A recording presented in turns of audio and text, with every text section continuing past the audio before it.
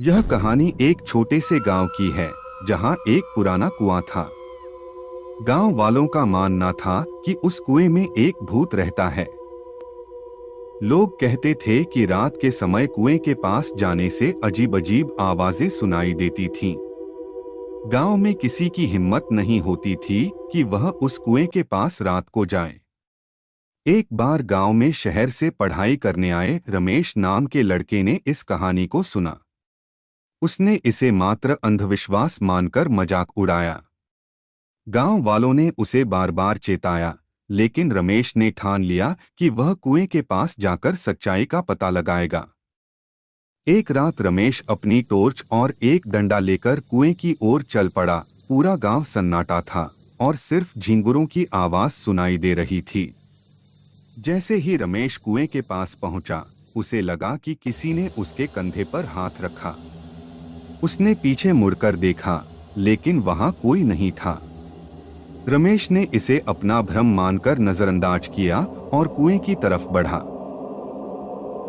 कुएं के पास पहुंचते ही रमेश ने देखा कि कुएं के पानी में हलचल हो रही है, जबकि हवा बिल्कुल शांत थी। अचानक कुएं से किसी महिला की चीख सुनाई दी। रमेश घबरा गया और पीछे हटने लगा। तभी उसे कुएं के अंदर से एक सफेद साया उठता हुआ नजर आया।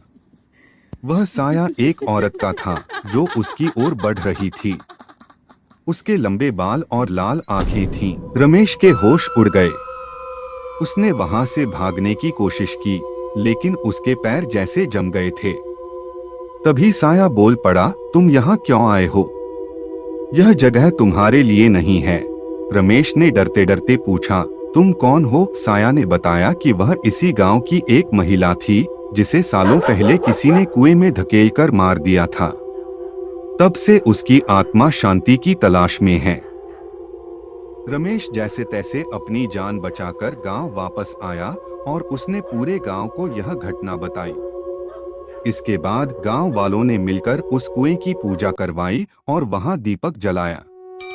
कहते हैं कि उसके बाद से वह साया कभी किसी को नहीं दिखाई दी। आज भी अगर आप उस गांव में जाएंगे तो लोग उस कुएं के बारे में आपको जरूर बताएंगे। हालांकि अब वह कुआं बंद कर दिया गया है, लेकिन उसकी डरावनी कहानियां लोगों की जुबान पर आज भी जिंदा हैं।